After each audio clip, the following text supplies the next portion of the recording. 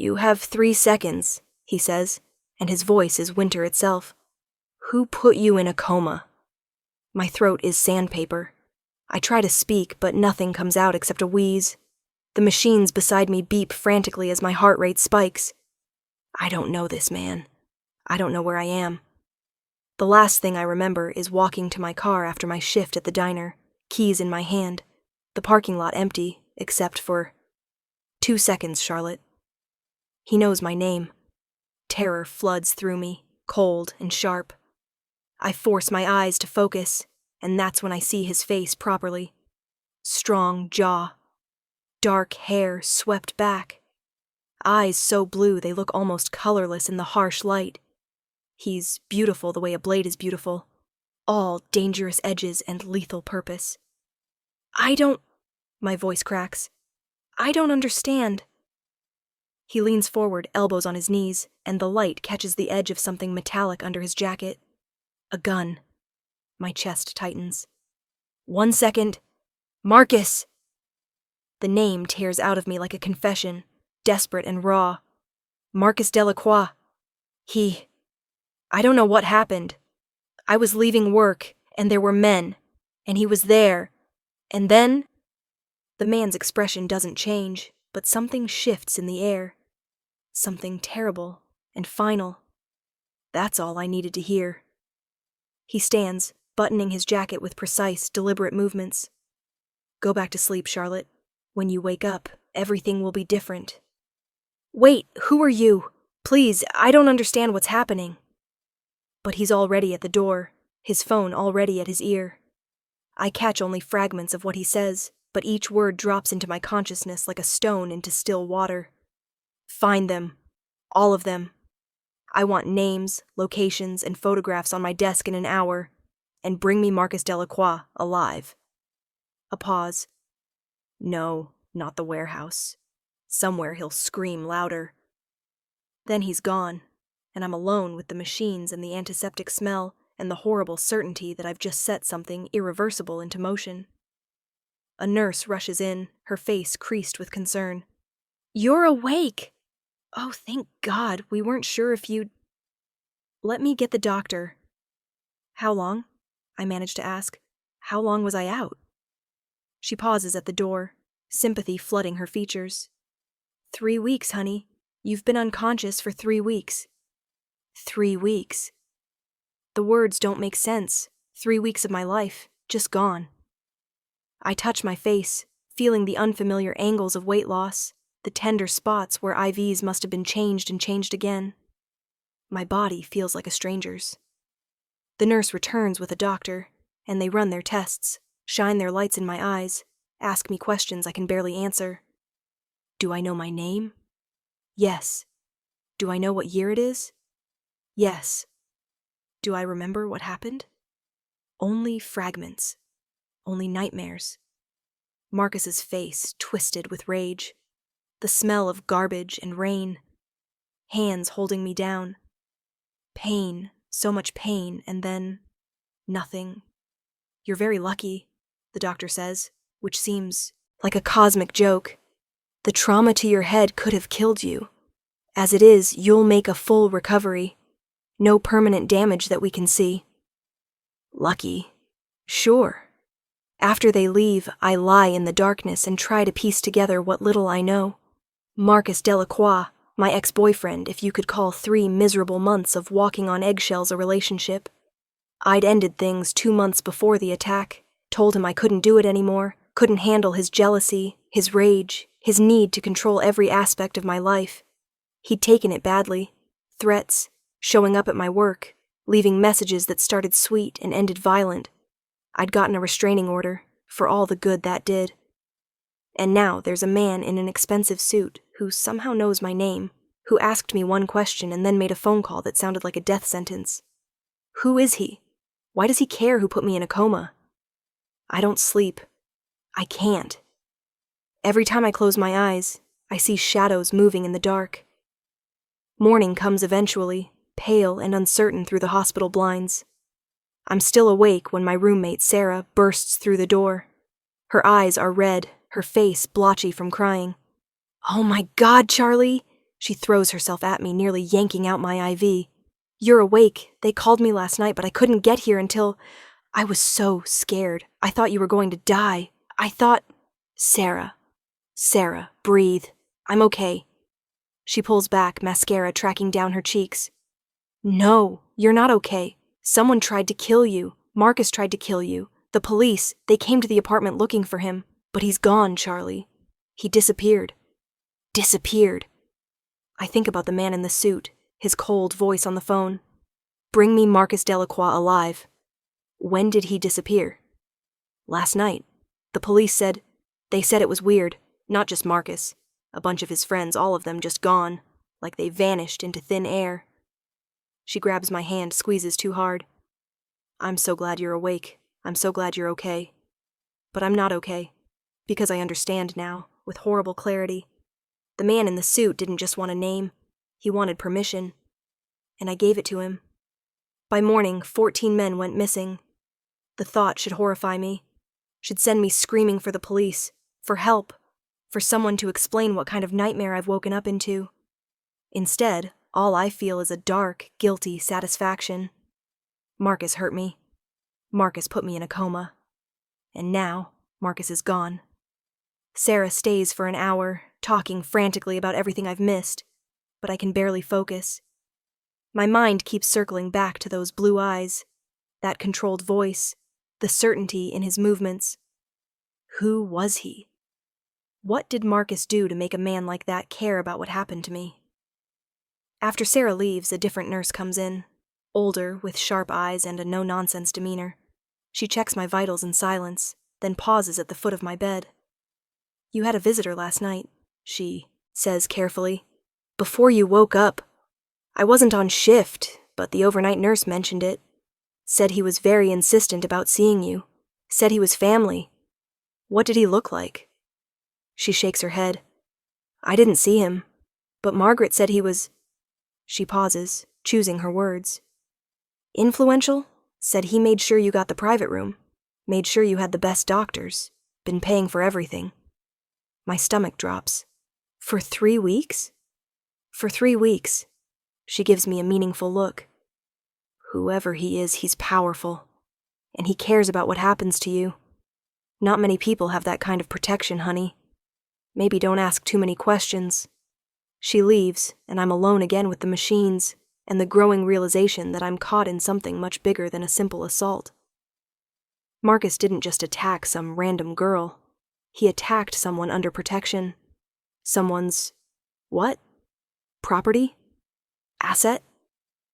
The word that floats through my mind is worse than either of those. Wife. No, that's insane. I've never seen that man before last night.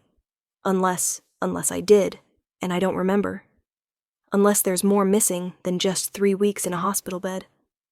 The day passes in a blur of tests and visits from police detectives who ask the same questions over and over. What do I remember? Was I involved with Marcus Delacroix? Did I know he had connections to organized crime? That last question stops my heart. What kind of connections? The detective, a tired-looking man in his 50s, exchanges glances with his partner. "Miss Green, your ex-boyfriend ran with a dangerous crowd. Loan sharks, illegal gambling, that sort of thing. He owed money to some very bad people. We think maybe that's why..." He stops. "We're still investigating." They don't believe their own theory. I can hear it in the careful way he speaks, the way he watches my reaction. They know something happened last night. They know men disappeared. They just can't prove anything. After they leave, I stare at the ceiling and try to make sense of it all. Marcus, involved in organized crime. A mysterious man paying my hospital bills. 14 people gone in a single night. The pieces don't fit. Or maybe they fit too well, and I'm too scared to see the picture they make. Evening falls. I'm exhausted, but still can't sleep. The shadows in the corners of the room seem to move and breathe. I keep thinking about that voice. Go back to sleep, Charlotte. When you wake up, everything will be different. He was right. Everything is different. I'm different. The world shifted while I was unconscious, and now I'm lost in it. The door opens. I don't turn my head. I already know who it is. I can feel his presence like a change in air pressure, heavy and undeniable. "How are you feeling?" he asks, and his voice is gentler than before. Almost human. "You killed them." Not a question. Footsteps, measured and slow. He comes into view, standing at the foot of my bed. In the dim light, he looks younger than I thought. Maybe mid-30s. But his eyes are ancient. "No," he says. "I didn't kill anyone. The detective said 14 men disappeared. Disappeared, not died." He moves to the chair, sits with that same careful precision. "I believe in being thorough, Charlotte. So when you told me Marcus Delacroix put you in a coma, I found Marcus. And I found everyone who helped him. Everyone who knew what he planned and did nothing. Everyone who drove the car, held the doors, cleaned up afterward." His eyes never leave mine. 14 men. All of them complicit in hurting you. "Why?" The word comes out broken. "Why do you care?" For the first time, emotion crosses his face. Something like pain, sharp and quickly hidden. "Because you're mine to protect." That's not a choice or a question. It's a fact. And I failed. I don't understand. I don't even know who you are.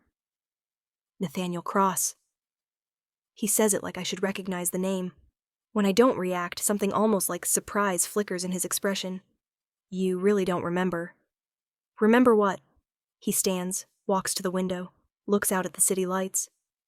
6 months ago, you witnessed something you shouldn't have. A transaction in the parking lot behind your diner. You saw faces, heard names.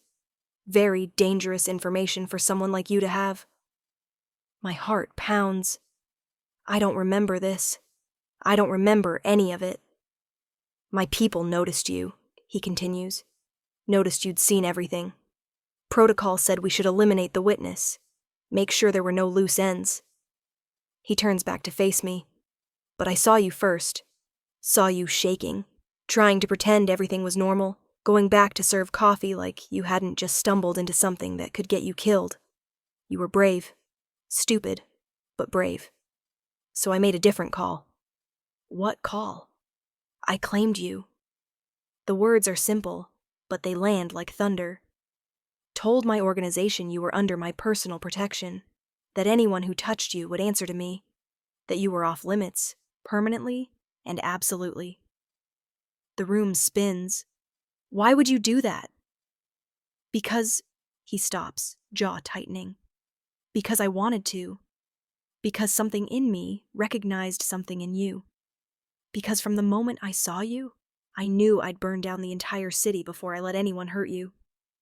He moves closer. "I've had you watched ever since, protected from a distance. When you started dating Marcus, I had him investigated. Clean record, no connections to my world. I thought you'd be safe. But you were wrong." "But I was wrong," he agrees. "Marcus had debts I didn't know about. Got involved with people I didn't know about. And when you left him, when he started stalking you, threatening you, I should have intervened then. Should have made him disappear before he got the chance to hurt you. But I didn't want to scare you. Didn't want you to know I existed." His voice drops to something almost too quiet to hear. "So I waited, and he put you in a coma." Tears burn my eyes. This is insane. I'm nobody. I'm a waitress. Why would you? You're not nobody to me." He's suddenly there, right beside my bed, close enough that I can see the gold flecks in his blue eyes. "You're everything to me. From the moment I saw you, Charlotte, I tried to stay away, tried to just keep you safe from a distance. But then this happened, and I realized I can't do that anymore. I can't pretend I don't want you. I can't watch you from the shadows and tell myself that's enough." My breath catches. "What are you saying?" "I'm saying I want you in my life. Properly. Fully. I'm saying I want to court you, protect you, give you everything you've ever wanted, and things you haven't even dreamed of yet." His hand hovers near mine, not touching, asking permission. I'm saying I've been half in love with you for 6 months, and seeing you in that hospital bed made me realize I'm all the way gone. This should be terrifying. This is terrifying. A mafia boss, because that's what he is, what he has to be. Just confessed to stalking me, claiming me, killing for me. This is every red flag, every warning sign, every true crime podcast come to life. But when I look at him, all I see is the man who kept me alive, who made sure I had the best care, who hunted down everyone responsible for hurting me and made them pay. Not a monster. A protector. My protector. Maybe the coma damaged my brain more than the doctors thought. Maybe I'm still asleep and this is all a fever dream. Or maybe I'm just tired of being afraid. Tired of being alone. Tired of men like Marcus who take and give nothing back. Nathaniel Cross is dangerous. But he's dangerous for me, not to me. There's a difference. I reach out, let my fingers brush his. His hand closes around mine instantly, warm and solid and real. I don't remember seeing you, I whisper. Don't remember the parking lot or the transaction or any of it. The doctor said you might have some memory loss, the trauma, but I believe you. His eyes widen slightly. I believe you, Nathaniel. And I think maybe I want to remember. Want to know what you saw in me that made you care. You were wearing your uniform, pink dress, white apron. You'd just finished a double shift. I could see how tired you were. But when those kids came in right before closing, you still smiled. Still took their order, even though you probably wanted to go home and sleep for a week. His thumb traces circles on my palm.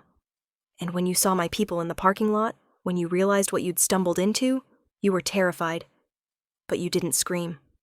Didn't run. You just went back inside, kept working. Like if you pretended everything was normal, maybe it would be. That sounds like denial, not bravery. That sounds like survival. He smiles, and it transforms his face. I've seen grown men fall apart with less provocation. You just kept going. It was the most beautiful thing I'd ever seen. Something warm unfolds in my chest. Dangerous, stupid, reckless, but warm. Tell me about the 14 men, I say. Tell me what you did. Are you sure you want to know? Yes, he considers, then nods. Marcus Delacroix was found in an abandoned warehouse on the north side. When my people were done questioning him, he gave up the names of everyone involved. The actual assault, that was 3 men, Marcus and 2 of his friends. But there were others who knew what he planned. Others who helped set it up, who drove him to your apartment building, who told him your schedule. His voice goes cold again. 11 people knew Marcus planned to hurt you, and not one of them tried to stop it. Not one of them warned you. What happened to them? They're gone. Not dead. I don't kill people without cause. But they're gone from this city, from this state. Relocated somewhere they'll never bother you again, with the understanding that if they ever come back, if they ever try to contact you or anyone you know, they won't get a second warning. And Marcus? Something dark crosses his face. Marcus is somewhere very quiet, thinking about what he's done. He'll stay there for a long time. And when he finally gets out, if he gets out, he'll be a different man. Broken, maybe, but alive. I should feel guilty, should feel horrified. Instead, all I feel is safe. The police came, I tell him. Asked questions. They'll find nothing. They always do. He says it matter-of-factly, like discussing the weather. I've been doing this a long time, Charlotte. I know how to clean up after myself. Who are you, really? What do you do? I run things, businesses, mostly legitimate now. Some less legitimate, but nothing that hurts anyone who doesn't deserve it. He meets my eyes. I'm not a good man. I've done things that would horrify you. But I'm good to the people I love. And I protect what's mine. And I'm yours. If you want to be. His grip tightens almost imperceptibly. I know this is insane. I know I'm asking you to jump into something that makes no sense. But I'm a patient man, Charlotte. I can wait. I can court you properly, earn your trust, prove that I'm worth the risk. I need you to give me the chance. The machines beep steadily. Outside, the city hums with life. Normal people doing normal things, living normal lives. I could go back to that. Could tell Nathaniel Cross to leave and never come back. Could pretend none of this happened. But when I think about going back to that tiny apartment, that thankless job, that careful, fearful existence, I feel nothing. No relief, no desire, just emptiness. Tell me what happens if I say yes, I whisper. Tell me what my life looks like. His eyes blaze. You move into my house, somewhere safe, with security, where no one can hurt you ever again. You quit the diner, or keep working there if it makes you happy. I don't care. I just want you safe and cared for. I court you, take you to dinner, shows, anywhere you want to go. I introduce you to my world slowly, carefully. Let you decide how much you want to be part of it. And if I decide I don't want any of it, if I change my mind, pain flashes across his face, then I let you go. Set you up somewhere far from here, somewhere my enemies can't find you. Make sure you're protected and provided for. And I spend the rest of my life regretting that I wasn't enough. The honesty in his voice breaks something open inside me. This man, this dangerous, powerful, terrifying man, is offering me everything and asking for nothing but a chance. He's been protecting me for 6 months without asking for anything in return. He destroyed 14 men for hurting me. He's here now, holding my hand like I'm something precious. When has anyone ever treated me like I'm precious? My voice shakes. I want to try. I want to see what this could be. But Nathaniel, I'm scared. Good. He lifts my hand to his lips, kisses my knuckles gently. Being scared means you're smart, means you understand what you're getting into. I'd be worried if you weren't scared. What do I tell people? My friends? My family? Whatever you want. That you met someone, that you're being careful, that you're taking things slow. He smiles slightly, all of which is true. When can I leave the hospital? Whenever the doctors clear you, I'll take you home, to my home, and you can rest properly. Recover. Get your strength back. And then we'll figure out the rest. I nod, feeling dizzy with the enormity of it all. Okay, yes. Let's try. The smile that breaks across his face is like sunrise. He leans forward, careful of the IVs and machines, and presses his forehead to mine. Thank you, he breathes. Thank you for trusting me. I won't let you down, Charlotte. I swear it. We stay like that for a long moment, breathing the same air, existing in the same space. It feels like the world is rearranging itself around us, like every choice I've ever made led to this moment, this man, this impossible chance at something real. Finally, he pulls back. I should let you rest. The doctors said you need sleep.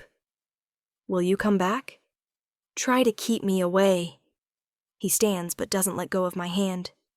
I'll be here tomorrow, and every day after until they discharge you, and then every day after that, if you'll have me.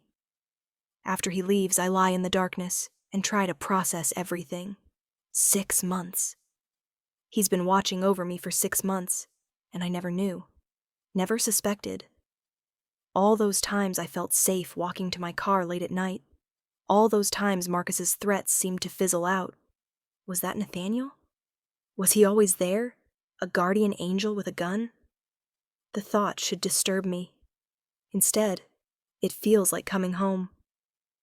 I sleep deeply for the first time in what feels like forever, and I don't dream of darkness or pain. I dream of blue, eyes and strong hands, and a voice that promises safety.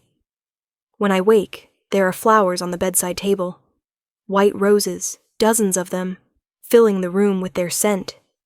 The card reads simply, Thank you for saying yes, N. The days blur together after that. Nathaniel visits every morning and every evening, bringing food from restaurants I've never heard of, books I mentioned wanting to read years ago, comfortable clothes to replace the hospital gowns. He talks to my doctors, reads my charts, ensures I'm getting the best care possible. But mostly, he just sits with me, tells me stories about his life, his business, his family, asks about mine. He learns that I grew up in foster care, bounced between homes until I aged out at 18, that I put myself through community college working 3 jobs, that I've always been alone, always been the one who had to save herself. Not anymore, he says, holding my hand. You're not alone anymore. Sarah visits, takes one look at Nathaniel, and pulls me aside. Who is that? She hisses. Charlie, he's gorgeous, but he's also, there's something about him. Something dangerous. I know, I tell her, but he's good to me. He's been taking care of me. Since when? I thought you just woke up.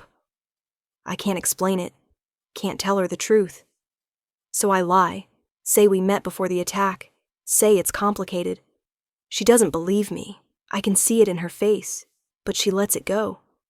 Probably thinks I'm still recovering, still confused. Maybe I am. After a week, the doctors clear me for discharge. Nathaniel arrives that morning with clothes, designer jeans that fit perfectly, a soft cashmere sweater, leather boots that probably cost more than my monthly rent. Everything is exactly my size, exactly my style. How did you know? I ask, running my hands over the sweater. I pay attention. He helps me dress, his touch careful and respectful, never lingering where it shouldn't. Are you ready? I don't know. Am I? He cups my face in his hands, thumbs brushing my cheekbones. Charlotte, if you want to change your mind, you can. Right now. Right here. I'll set you up in a nice apartment, make sure you're safe, and I'll walk away. This is your choice. Always your choice. I think about the alternative. Going back to my old life, my old apartment, my old loneliness. Wondering if Marcus might somehow come back. Wondering if Nathaniel's enemies might find me now that I'm connected to him. Or I could go with him. Take the risk. See where this impossible thing leads. Take me home, I whisper. To your home. The joy in his eyes is answer enough. His car is exactly what I expected. Sleek, black, expensive. The driver opens the door for me, calls me ma'am with genuine respect. Nathaniel slides in beside me, and the door closes on the hospital, on my old life, on everything I was before. The drive takes us out of the city, into the suburbs, then past even those into something that looks like countryside. Trees line the road, gates appear, then disappear. Finally, we turn onto a private drive that winds through what looks like a forest. The house, mansion really, appears like something from a dream. Stone and glass and wood sprawling across the top of a hill, surrounded by gardens that even in late autumn look beautiful. It's not ostentatious, not showy, just quietly, powerfully wealthy. This is yours? I breathe. Ours, he corrects, if you want it to be. Inside is just as beautiful. High ceilings, warm wood, comfortable furniture that looks lived in rather than staged. A woman appears, older, kind-faced, and Nathaniel introduces her as Margaret, his housekeeper. I've prepared the guest room, she tells me, smiling. Down the hall from Mr. Cross's suite. Private bathroom, lovely view of the gardens. You just let me know if you need anything at all, dear. Nathaniel walks me to the room, sets my small bag of belongings on the bed. Take your time settling in. Rest if you need to. Margaret will bring you lunch, and if you need anything at all, I'm just down the hall.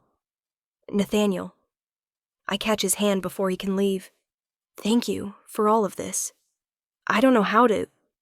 You don't have to thank me. He lifts my hand, kisses it like he did in the hospital. You being here, safe and healing, that's all the thanks I need. After he leaves, I explore the room. It's bigger than my entire apartment was. The bed is enormous, covered in soft linens. The bathroom has a tub that could fit 3 people. The closet is empty, except for a note. Let me know your sizes. We'll go shopping. N. I sit on the bed and let myself feel it. The softness, the safety, the impossible reality that somehow, against all odds, I'm here, protected, wanted. The days settle into a routine. I wake to breakfast already prepared. Nathaniel joins me if he's home, telling me about his day, asking about mine. Sometimes he has to leave for work. Business, he calls it, and I don't ask for details. But mostly he's there, present, attentive. He takes me shopping, and I protest at the prices until he says, "Charlotte, I'm very wealthy, obscenely wealthy. Buying you clothes you like is not going to bankrupt me. Please let me do this." So I let him buy me dresses and jeans and shoes and jewelry. Let him take me to restaurants where the waiters know his name. Let him introduce me to his friends, other dangerous men with kind wives who welcome me like I'm already part of their world. 3 weeks pass, then 4. My body heals. My memories don't return. The doctors say they might never. But it doesn't seem to matter. I'm building new memories. Better ones. Nathaniel is patient. He kisses my cheek, holds my hand, pulls me close on the couch while we watch movies. But he never pushes for more. Never assumes. Always asks permission. "I want to earn you," he says one night when I ask why he's being so careful. "Want you to choose me because you want to, not because you feel obligated or grateful." "I do want you," I tell him, and watch his eyes darken. "I'm just scared of how much I want you, of how fast this is happening." Then we go slow. He kisses my forehead. "We have time, Charlotte. All the time in the world." But time runs out faster than either of us expected. It happens on a Tuesday. I'm in the garden, reading in the afternoon sun, when Margaret comes out looking worried. "Mr. Cross needs to see you, in his office, now." My stomach drops. I've never been in his office. He's kept that part of his life carefully separate, and I've been grateful for it. But when I walk in, I see why he wanted me there. The TV on his wall is showing the news, and on the screen is Marcus Delacroix's face. "Escaped from custody this morning," the reporter is saying. "Delacroix is considered extremely dangerous. If you see him, do not approach. Call police immediately." The room tilts. Nathaniel is there instantly, hands on my shoulders, steady and sure. "He's not going to get near you," he says. "I promise you, Charlotte, he's not going to touch you." "How did he escape? You said—" "I know what I said." His jaw is tight. "Someone helped him, someone with resources. I'm finding out who, and when I do." He stops, takes a breath. "You're safe here. This house is a fortress, and I'm not letting you out of my sight." That night, I can't sleep. Every sound is Marcus. Every shadow is a threat. I lie in my beautiful bed, in my beautiful room, and feel the old fear creeping back in. Finally, I give up. I pad down the hall to Nathaniel's room and knock softly. He opens the door immediately, like he wasn't sleeping either. "Charlotte, what's wrong?"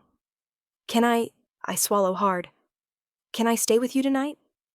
I don't want to be alone." He doesn't hesitate. Just steps aside, lets me in. His room is dark, warm, smelling of him.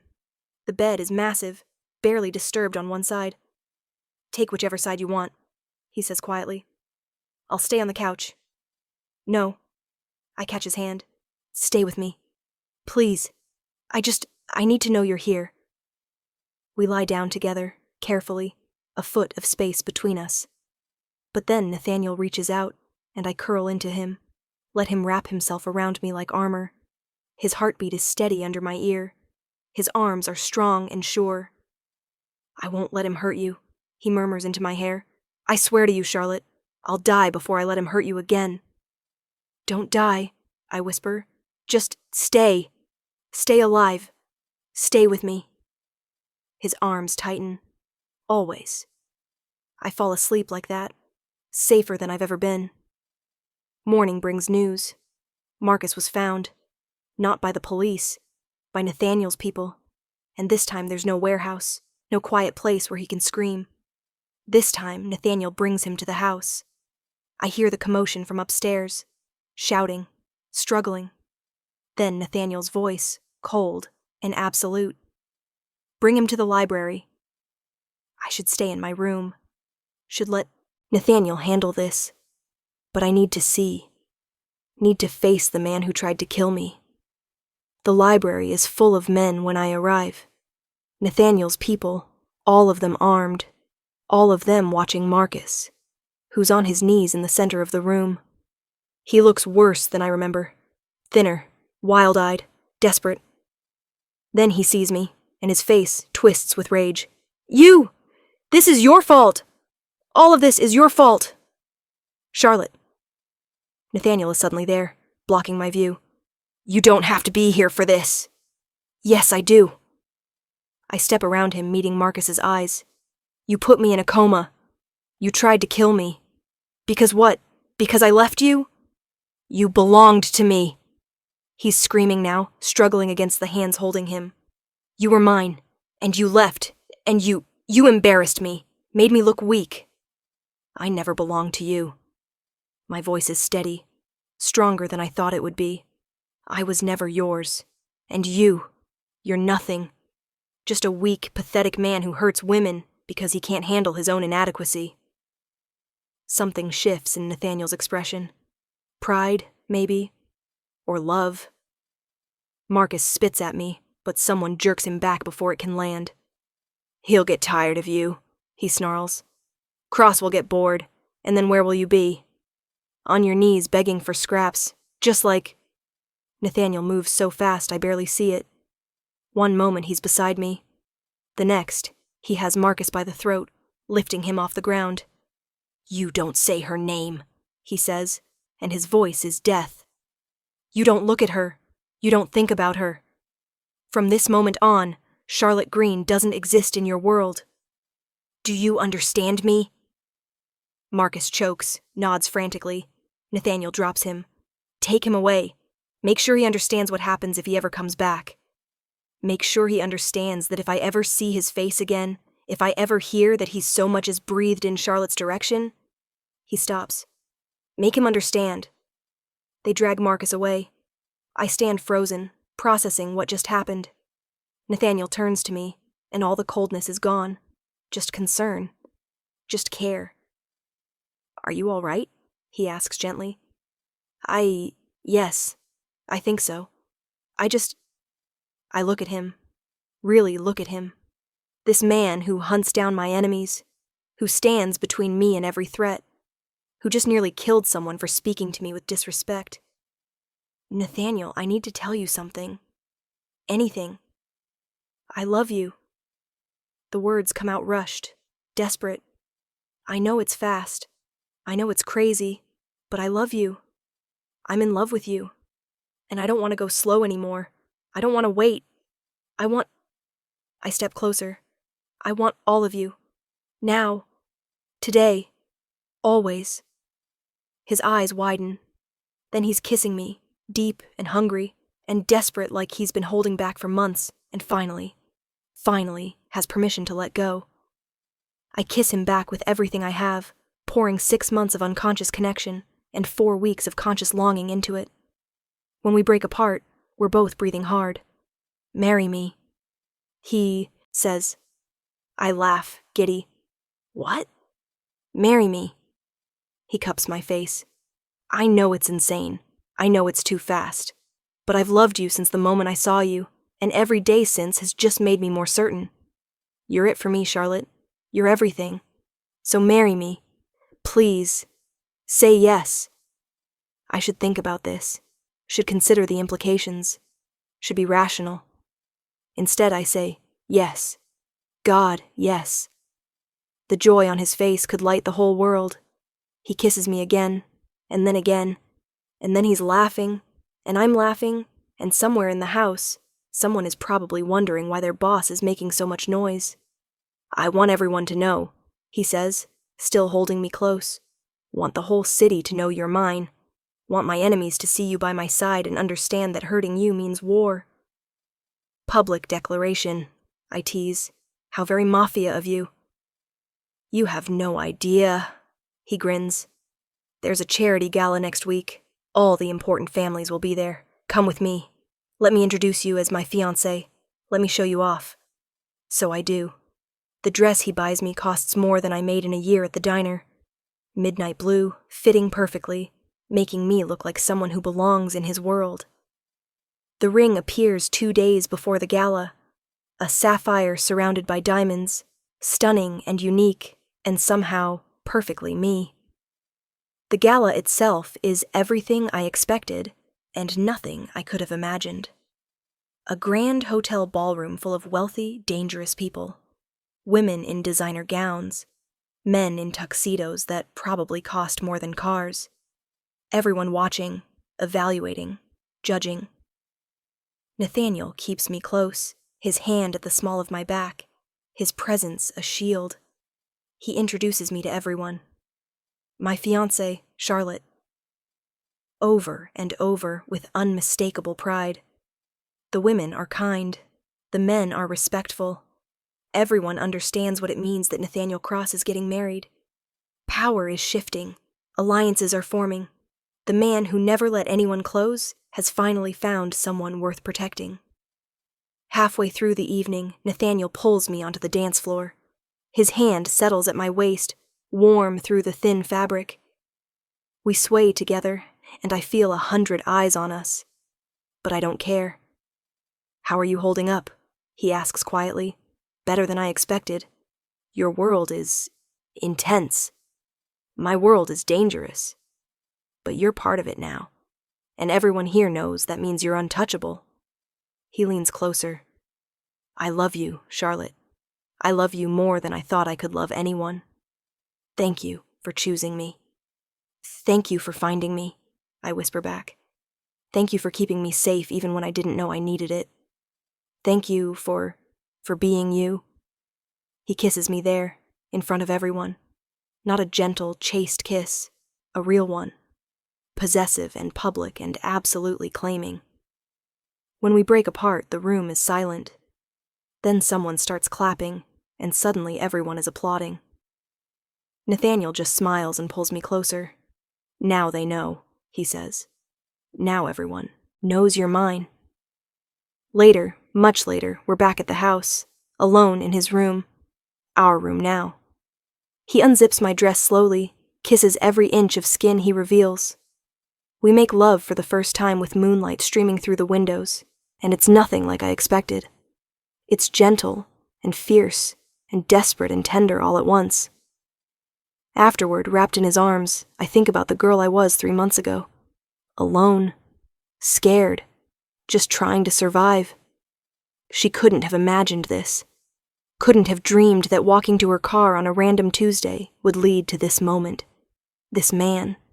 This impossible love. What are you thinking? Nathaniel asks, running his fingers through my hair. That I should send Marcus a thank you card. He props himself up on one elbow, eyebrows raised. Excuse me? If he hadn't attacked me, you never would have revealed yourself. I'd still be at that diner, still alone, and you'd still be watching from the shadows. In a horrible, twisted way. He gave us this. Nathaniel's expression darkens. Charlotte. I'm not saying I'm grateful he hurt me. I'm saying I'm grateful it led me to you. I trace his jaw with my finger. Everything happens for a reason, right? Maybe the reason was you. He captures my hand, kisses my palm. The reason is always you. Everything I do, every choice I make, it's all for you now. You know that, right? I know. And I do. I feel it in every touch, every look, every breath he takes near me. I love you, Nathaniel Cross. I love you, Charlotte Cross. He grins at my surprise. What? You agreed to marry me? You're taking my name. Get used to it. Charlotte Cross. It sounds like someone else, someone stronger, someone who doesn't live in fear, someone who found a ruthless Mafia boss in the darkness and somehow, impossibly, made him fall in love. The wedding is small. Just his closest associates and Margaret, who cries through the entire ceremony. We exchange vows in the garden, under the autumn trees, and when he kisses me as my husband, I feel like I'm finally home. 3 months after waking up in that hospital room, my life is unrecognizable. I live in a mansion. I'm married to one of the most powerful men in the city. I'm protected and loved and cherished. Marcus is gone, not dead, but gone, relocated somewhere far away with the understanding that he's used up all his chances. The 14 men who helped him never came back, and I sleep every night wrapped in Nathaniel's arms, safer than I've ever been. Sometimes I try to remember the transaction I witnessed, the moment that brought Nathaniel into my life. But the memories won't come. Maybe they never will. It doesn't matter. I have now. I have tomorrow. I have a man who loves me so completely that he destroyed 14 lives just to keep me safe. That should horrify me. But when I look at my husband, all I feel is love. "What are you thinking about?" he asks one morning, pulling me closer in bed. "How I woke up in a hospital room, and you asked me one question. Best question I ever asked. Best answer I ever gave." I kiss him softly. "You told me everything would be different when I woke up." "And is it?" I look around our bedroom, at the life we've built, at the future stretching ahead of us. "It's perfect," I tell him. "Everything is absolutely perfect." He smiles, and in that smile I see my whole world, my protector, my lover, my husband, the ruthless Mafia boss who looked at a scared waitress and decided she was worth burning down the entire city for. And you know what? I was. I thought we'd found our peace. I thought the danger was behind us. I should have known better. It starts with a phone call. Nathaniel's in his office, and I'm in the garden with a book I'm not really reading, just enjoying the spring sunshine that's finally breaking through the last of winter's grip. We've been married for 4 months now, and every day feels like a gift I don't quite deserve. Then I hear it. Nathaniel's voice, sharp and urgent, carrying through the open window. I can't make out the words, but I know that tone. Something's wrong. I'm already moving toward the house when he appears in the doorway, his face carved from stone. "Charlotte, inside, now!" My blood turns to ice. "What happened?" "Just inside, please." He's trying to stay calm, but I can see the tension in every line of his body. This isn't ordinary business. This is something worse. In his office, 3 of his men are already waiting. I recognize them: Antonio, Marcus's second in command, and the twins, Dmitri and Alexei. Their faces are grim. "Tell her," Nathaniel says. Antonio clears his throat. "Mrs. Cross, we've received intelligence that there's a price on your head. Someone's put out a contract, $500,000 to whoever—" He stops, glances at Nathaniel. "To whoever kills my wife," Nathaniel finishes, his voice like gravel. "Posted on the dark web 6 hours ago. By the time we found it, it had already been viewed by every professional in the Eastern Seaboard." The room tilts. I grab the edge of Nathaniel's desk to steady myself. "Why? Who would—" "We're still investigating, but whoever did this has serious resources and serious connections. This isn't some amateur revenge plot. This is coordinated, professional." Nathaniel moves to me, takes my hands. "I need you to listen very carefully. We're going into lockdown. No one leaves this property. No one comes in without my personal clearance. And you don't leave my sight. Not for a second." "For how long?" His jaw tightens. "Until I find whoever did this and make them regret being born." The next 3 days are a nightmare of waiting. The house becomes a fortress. Men patrolling the grounds, security cameras on every angle. Even Margaret watched carefully despite Nathaniel's trust in her. I'm not allowed near windows. Not allowed in the garden. Not allowed anywhere that doesn't have 3 layers of security between me and the outside world. Nathaniel barely sleeps. He's constantly on the phone, calling in favors, making threats, hunting for the person who wants me dead. I watch him unravel hour by hour, the careful control slipping to reveal something raw and desperate underneath. "This is my fault," he says on the 3rd night, staring at his computer screen like it holds answers. Someone's targeting you to get to me. Someone who knows that hurting you is the only way to hurt me. Then let's give them what they want. He looks at me like I've lost my mind. Absolutely not.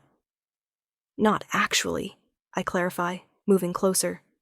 But we could make them think they have a chance, set a trap, use me as bait. No, Charlotte, I am not using you as bait. That's not happening. Then what?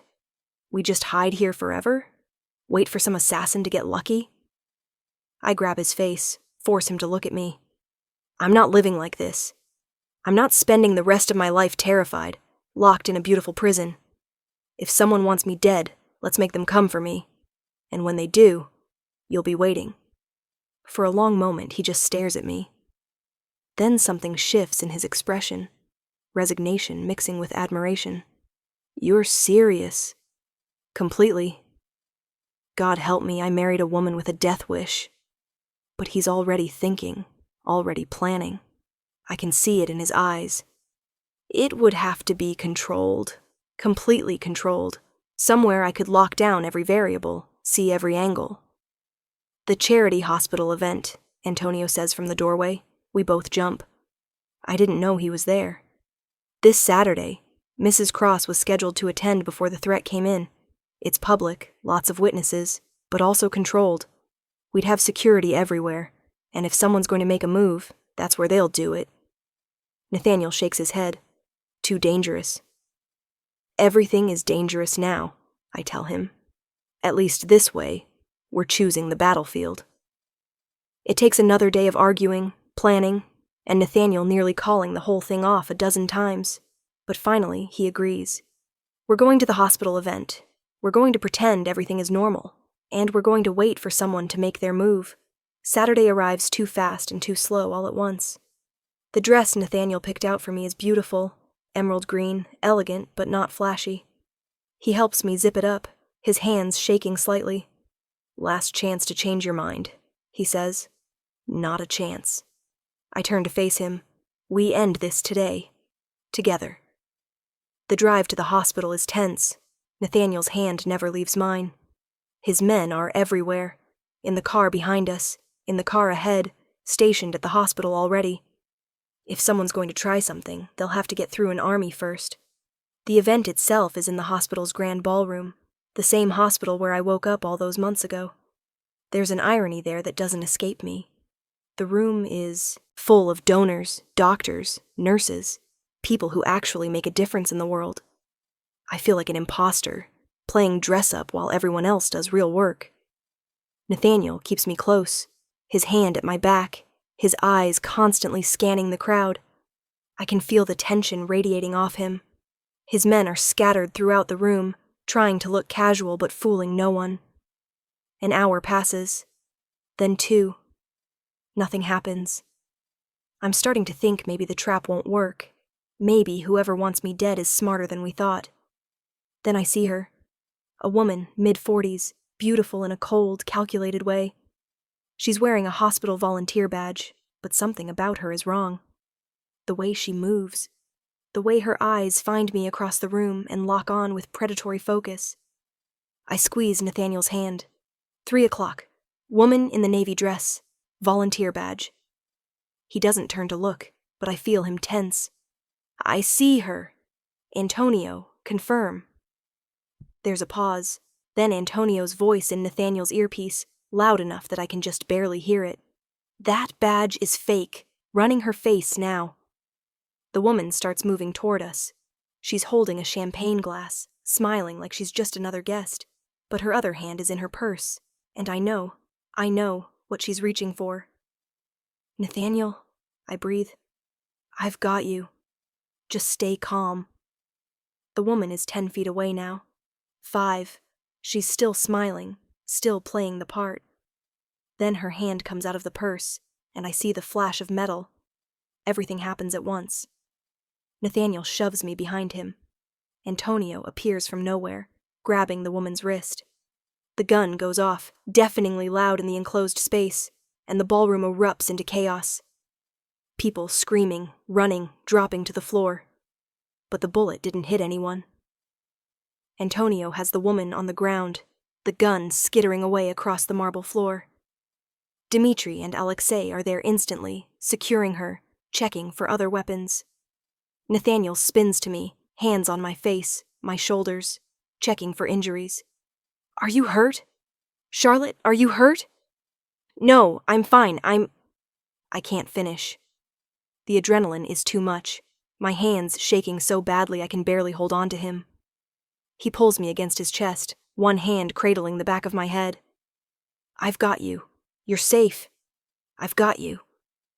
The police arrive within minutes, but Nathaniel's people have already secured the scene. The woman, whoever she is unconscious, tied up, waiting for questioning. Antonio reports that they found 2 more assassins in the crowd, both now in custody. "3 of them," Nathaniel says, his voice cold with fury. 3 separate attempts. Someone really wanted you dead. The police take our statements. We're cooperative, helpful even. But everyone knows that the woman won't be talking to the cops. She'll be talking to Nathaniel in some quiet place where screaming doesn't carry. Back at the house, I finally fall apart. The shaking gets worse, then turns into full body, tremors. Nathaniel carries me to our room, holds me through it, murmuring reassurances I can barely hear over the roaring in my ears. "I could have lost you," he says when I've finally calmed down enough to breathe normally. "That bullet could have, if Antonio had been a second slower. But he wasn't, and I'm fine. We're fine." I cup his face. "Did it work? Did we find out who's behind this?" His expression darkens. "Not yet, but we will. Those 3 assassins know who hired them, and they're going to tell us, even if I have to." He stops, jaw clenching. "They're going to tell us." It takes 18 hours. 18 hours of Nathaniel locked in the basement with the 3 would-be killers, while I pace upstairs and try not to imagine what's happening down there. Antonio brings me tea I don't drink. Margaret tries to get me to eat, but all I can do is wait. Finally, Nathaniel emerges. He's exhausted, still wearing the same clothes from the gala, now rumpled, and I don't look too closely at the dark stains. He goes straight to the shower, and I follow, helping him strip off the ruined clothes, washing the blood from his hands without asking whose it is. "Tell me," I say when we're both in bed, clean and wrapped in each other. "It was Vincent Moretti." I sit up so fast my head spins. "Your business partner? The one you introduced me to at our wedding?" "Former business partner, as of 6 months ago. Apparently he took our split personally. Thought I chose you over our partnership, which I did, and decided that if he couldn't have my loyalty, no one would." Nathaniel's voice is flat, emotionless, but I can feel the rage underneath. He's been planning this for months, waiting for the right moment. The hospital event was perfect, public, emotional, lots of chaos. No one would suspect a coordinated hit. Where is he now? Gone. Fled the city as soon as he heard his people were caught. But he won't get far. I have connections everywhere. He can run to the ends of the earth, and I'll still find him. I should feel afraid, should worry about the cycle of violence, the endless retaliation. But all I feel is anger. Vincent Moretti tried to kill me because Nathaniel chose me. Tried to take away the man I love by taking me from him. "I want to be there," I say. "When you find him, I want to look him in the eye." Nathaniel studies me for a long moment. Then he nods. "All right. When we find him, you'll be there." It takes 3 days. 3 days of Nathaniel's network spreading out, following leads, tracking movements. Vincent made it as far as Montreal before one of Nathaniel's contacts spotted him trying to buy forged documents. We fly up that night, me, Nathaniel, and 6 of his most trusted men. The plane is private, luxurious, and I spend the entire flight staring out the window, wondering what I'll say when I finally see the man who wanted me dead. The house where they're holding Vincent is nondescript, suburban, normal-looking, the kind of place where nothing bad ever happens. Inside is a different story. Vincent is in the basement, tied to a chair, looking like he hasn't slept in days. When he sees me, his eyes widen. Charlotte, please, you have to understand. Understand what? My voice is steadier than I thought it would be. Understand that you put out a hit on me because your feelings were hurt? Because Nathaniel chose love over business? He destroyed everything we built. Vincent's composure cracks. 20 years of partnership gone because of you. Because he decided some waitress was more important than... Nathaniel moves so fast I barely see it. One moment he's beside me. The next, he has Vincent by the throat, lifting him, chair and all, off the ground. Say one more word about my wife, Nathaniel says, deadly quiet. Just one more word, and I'll forget I promised her I'd keep you alive long enough for her to speak her piece. He drops Vincent, who gasps and chokes. I step forward, crouching to Vincent's eye level. You're right about one thing, I tell him. Nathaniel did choose me over you. And you know what? I don't feel bad about that. Because I would choose him over anything, anyone, any amount of money or power or partnership. That's what love is, Vincent. That's what you'll never understand. I stand, turn to Nathaniel. I'm done. Do what you need to do. We leave Vincent there in that basement, and I don't ask what happens next. Don't need to. All I know is that by the time we land back home, Nathaniel gets a call confirming that Vincent Moretti is no longer a problem. No longer anything. The house feels different when we return. Lighter somehow. The threat is gone. The assassins are dealt with. Vincent is whatever he is. And I'm still here. Still alive. Still standing. That night, Nathaniel holds me close and says, I'm sorry for all of it, for bringing danger into your life, for making you a target, for... Stop. I press my fingers to his lips. I chose this, chose you, knowing exactly what it meant. And I'd choose it again, every single time. Even knowing someone might always want to hurt you to get to me. Especially knowing that. Because it means you're worth hurting for. Worth fighting for. Worth everything. I kiss him softly. Besides, I'm harder to kill than I look. He laughs, and it's the best sound I've heard in days. You're incredible. You know that? Absolutely incredible. I learned from the best. 3 weeks later, we're back to normal. Or what passes for normal in our world. Nathaniel goes to his meetings. I've started volunteering at the hospital, the same one where I woke up, where the gala happened. It feels right, giving back, helping people who are where I was. Sarah visits one afternoon, and we have tea in the garden like civilized people. She's still suspicious of Nathaniel, still worried about me, but she's starting to understand. Starting to see what I see. Not a dangerous man, but a man who would do anything to keep the people he loves safe. You're happy, she says, and it's not quite a question. I am. And I mean it. Despite everything, the coma, the danger, the violence, the constant threat of retaliation, I'm happy. Deliriously, impossibly happy. Then I guess that's all that matters. That evening, Nathaniel finds me in his office, looking at the security footage from the gala. I've watched it a dozen times now, watching the moment when everything could have gone wrong.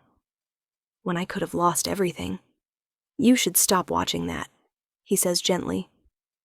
I know, I keep thinking about how close we came, how easily it could have ended differently. He pulls me away from the screen, into his arms, but it didn't. You're here. We're here. And I promise you, Charlotte, I will spend every day for the rest of my life making sure you never have to be that brave again.